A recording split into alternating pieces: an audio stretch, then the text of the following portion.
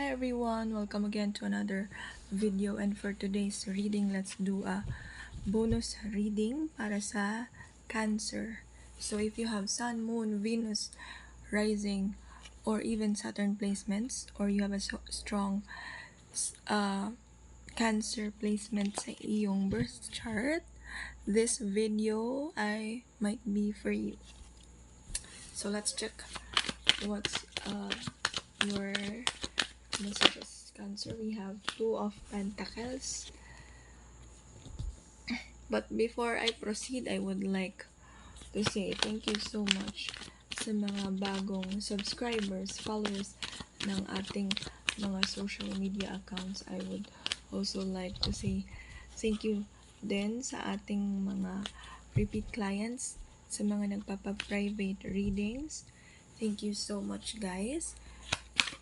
And yun, kung interested kayo ng sessions with me, you can just send me a message sa aking TikTok account. Kayo dapat ang magsisend ng inquiries, ng messages.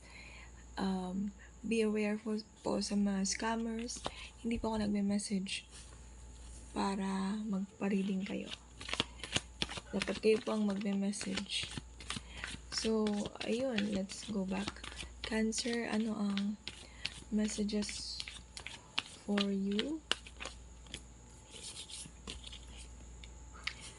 Ace of Wands.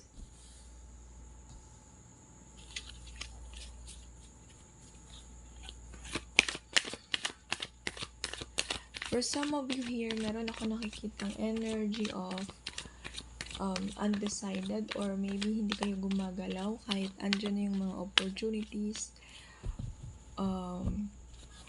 Parang wala kayo sa mood na mag-take actions, although the universe is sinasabi na sa inyo, Cancer, na it's time to go, it's time to move, pero you're taking your time sa pag-rest, or nasa ano ka, nasa cloudy. Parang alam mo yung, hindi ka naman lutang, pero iba naman yung lutang. Parang nasa stuck ka sa iyong utak. Ikaw ay nakastuck sa mga naiisip mo, sa mga dami ng inyong gagawin. What else for Cancer? Spirit, Holy Spirit, Spirit guides, and let's see. Seven of Cups.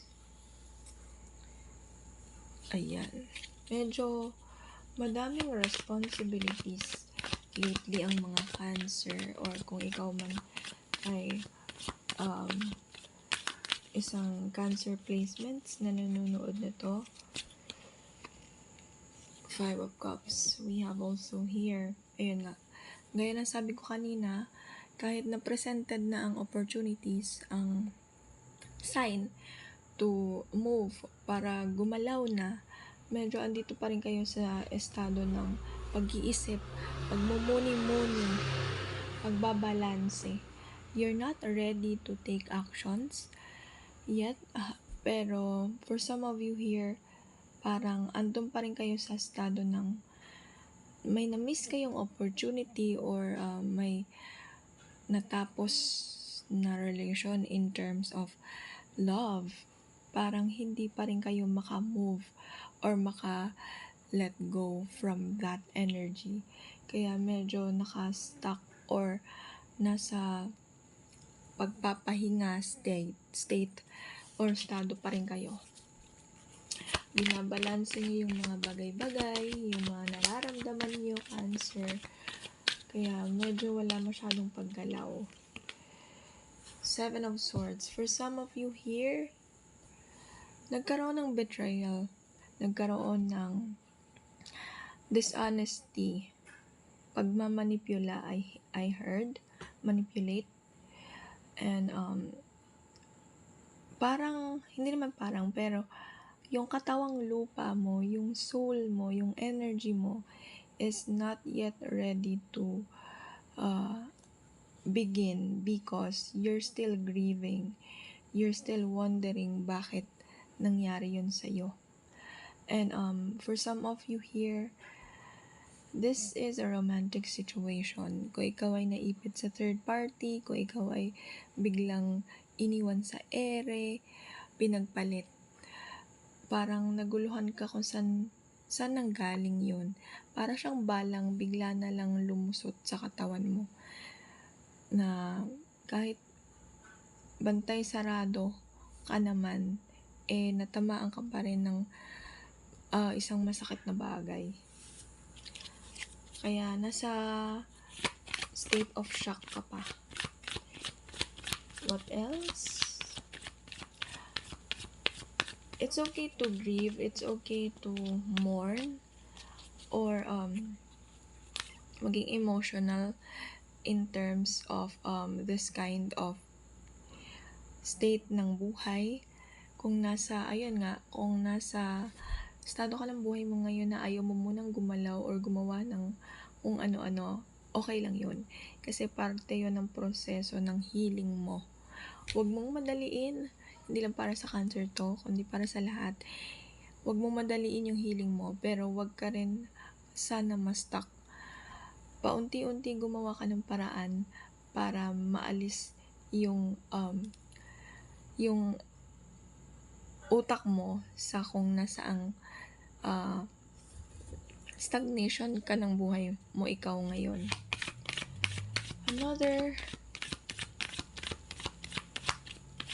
For some of you here, hindi kayo nag-open up about sa nararamdaman mo sa betrayal na na-experience or maaring ma-experience mo kasi hindi ka makapaniwala or nahihiya ka mag-open. Page of Swords, 9 of Pentacles, the Devil, Temperance, the Magician. Ang nakikita ko naman dito, although andun pa rin kayo sa masakit na pangyayari ng buhay ninyo or maring may mangyaring sitwasyon dito na magiging resulta sa pagkakaroon ng malalim na sugat ng traiduran, betrayal, kasinungalingan. Parang hinahayaan mo muna ang sarili mo na namnamin yung sakit, namnamin yung kung nasan ka man ngayon, Cancer. Parang hindi mo muna pinapakinggan kung ano man yung mga sinasabi ng iba bagkus, or mas pinapakinggan mo yung emotions mo, yung physical mo, kung ano man sinasabi sa'yo ng iyong energy or ng iyong katawan, which is good kasi you're learning to listen to your body, you're learning na mas makinig sa kung ano ang tingin mong mas nakakabuti sa'yo. On the other hand, wag mong, gaya na sabi ko kanina, wag mong hayaan na magtagal ka sa kung nasang hindi ka aya-aya o kagandahang proseso ikaw ng buhay mo ngayon. Nawa ay kung ano man yung pain or failure or betrayal na nararanasan mo or maaari mong maranasan, ay maging fuel yun, paunti-unti, slowly but surely, habang dinaramdam mo yung sakit, maging fuel siya para mas mapabilis ang recovery. Ang bigat nito. Super bigat. And I'm sending a consensual hug and healing, energy healing for you, Cancer. We got Queen of Pentacles,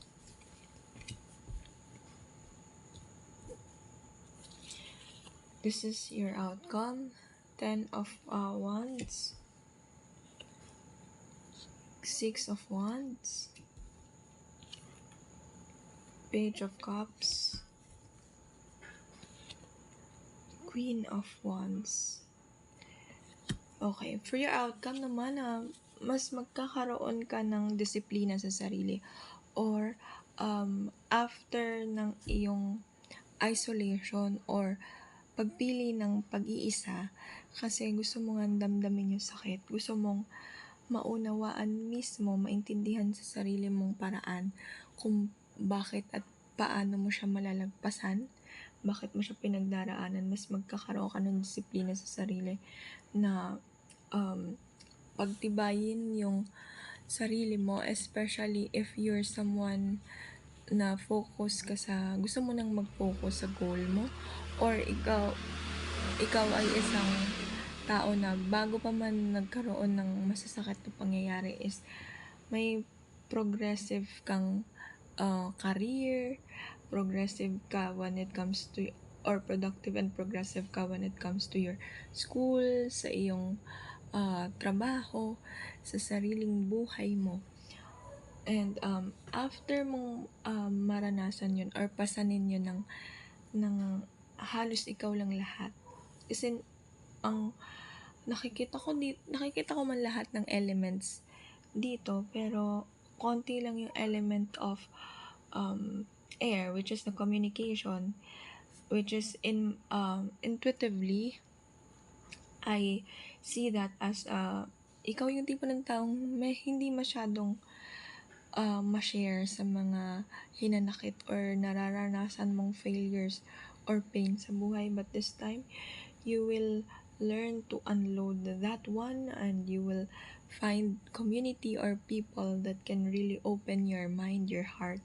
And meron ako nakikitang healthy conversation dito that can spark your creativity. For some of you here, mas magkakaroon ka ng pride for yourself, ng healthy ego, healthy pride. Alam nyo yung healthy and ego and healthy pride. Mas, alam mo na kung paano pakinggan yung sarili mo without being rude to someone else.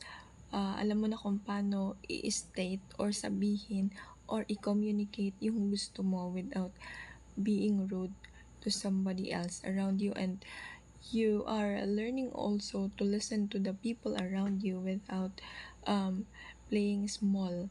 So that's so good, and this is your reading, Cancer. Sana ay makatulong sa iyo to. Don't forget to comment, like, and subscribe para mas magkaroon tayo ng magandang energy exchange. Thank you so much.